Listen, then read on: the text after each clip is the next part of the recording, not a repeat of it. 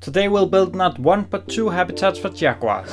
This will be the big highlight animal of my North American desert area in my ongoing sandbox zoo, the Drylands. We'll start out by stealing a piece of an old raccoon enclosure and adjust it to a more fitting size for these big cats. Then we got a good shape to duplicate, so we can end up with a larger aviary style build that should safely keep these dangerous animals inside. You might wonder why I'm adding jaguars to a North American desert area. Shouldn't these be in something like a South American rainforest setting? Well, jaguars are a lot more versatile than that. They do not only belong in the jungles. And jaguars have a long history in the North American desert areas, even though they are far from as common here as they used to be. The good news is that they do seem to be doing a bit of a comeback in some areas, but I'll talk more about this later in the video. And a comeback is also what they're making here in the Drylands. I did have jaguars here for a while, but the old enclosure started to feel outdated compared to many of my recent builds in this area. So I took it down last year, and now we are finally getting the cats back in. An important step towards finally finishing up this part of the zoo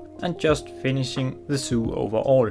As you can see, I'm very much just using the existing landscape to form the shape of the enclosure rather than the other way around. So the left side is kind of tilted to line up with the top of the rock formation over here, and then the enclosure to the right of the building is more flat. Therefore we'll later in the video build some climbing structures to get better use out of the height of this structure.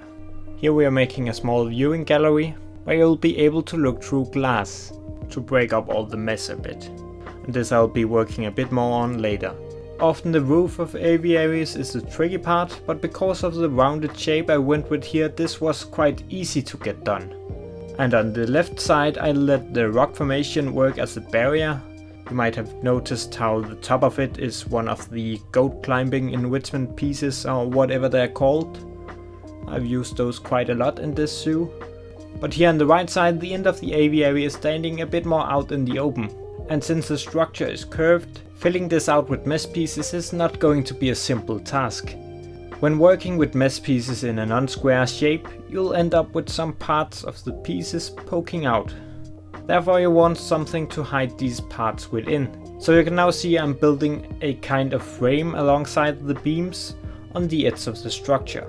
Even though this was also not a fun task, and this even ended up being a bit unperfect in some areas, but it is what it is. Let us now talk about why this will consist of two separate habitats. While it's not impossible to keep jaguars in pairs, and something you'll also find zoos which do, and it can even be beneficial for both the animals and the management of them in some ways. Still, what most zoos will do is to keep them separated for most of the time in each their enclosure. And even if you keep them in pairs, it's still a good idea to have some extra space in case they need to be separated. Therefore I'm building two separate enclosures for the male and the female. This was also a good excuse for making this a quite long structure, which in some ways made it a little easier to build this in an aviary-like style. Making large structures out of mesh pieces in Planet Zoo is always quite a struggle. Now I of course cheated a bit with this one since I could reuse my old raccoon habitat, but doing it this way wasn't as easy as I believed it would be. After putting it all up, I realized that the mesh pieces many places aren't attached to the beams as intended. I've tried some different things to try and fix this, but I really can't find an easy way to do it. So I decided to just accept it like this. You cannot really see it from the guest point of view, and that is what matters the most in the end. The left side was quite quickly to finish up since we had a lot of landscaping in here to begin with. It just needs some adjustments and a bit more foliage and some tree trunks and similar. Since we got a lot of rocks in here for the jaguar to jump around on, I decided not to add in any custom climbing structures here and keep this more natural looking. The two sides of this enclosure work as two separate habitats, mostly just to make sure there is a jaguar to be seen in both sides. In the inside holding, which I'm going to be building later, I can quite easily delete a bit of null barrier between two pens in there, and that way turn the two habitats into one and let them use it all, in case I want to show it off like that instead. The other enclosure is much more open, so I designed some platforms for the jaguar to climb around on. I used some of the rough looking wood pieces from the tropical pack to make this. If you are a console edition player, then you can really look forward to these pieces, they're very useful. But since I didn't want completely square structures here, I decided to make these planks in various sizes. Then I copied them and turned it upside down with some additional adjustments to get some of the bark visible as well. I quite like how that turned out. I'd already made a few of these before this one since I for some reason wasn't recording. These I can now move back in and adjust them some more.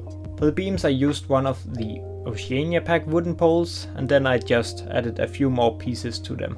Now these beams can be added to all the platforms, one in each corner and a few more a few places. To connect the platforms I used some of the planks from the Australia Pack. I might end up uploading this structure to the workshop in case you want to use it. I've left out quite a bit of struggling around with these climbing structures.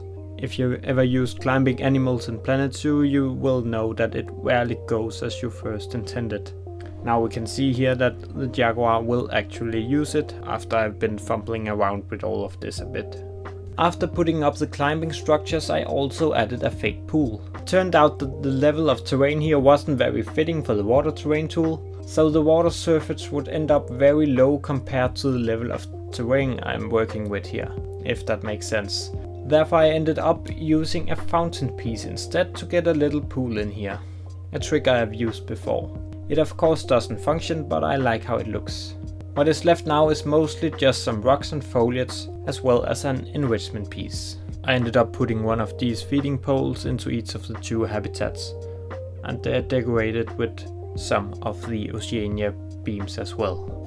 With this build I also want to make a detailed indoor area, and for that I reused some parts of an old blueprint of mine originally made for cheetahs.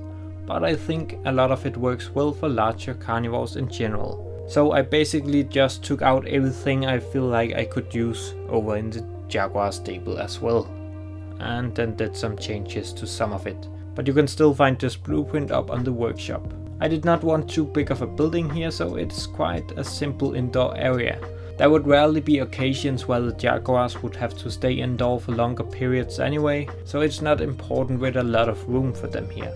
I started out making 2 holding areas in here but added one more later, just to offer a bit more flexibility for shifting the animals around.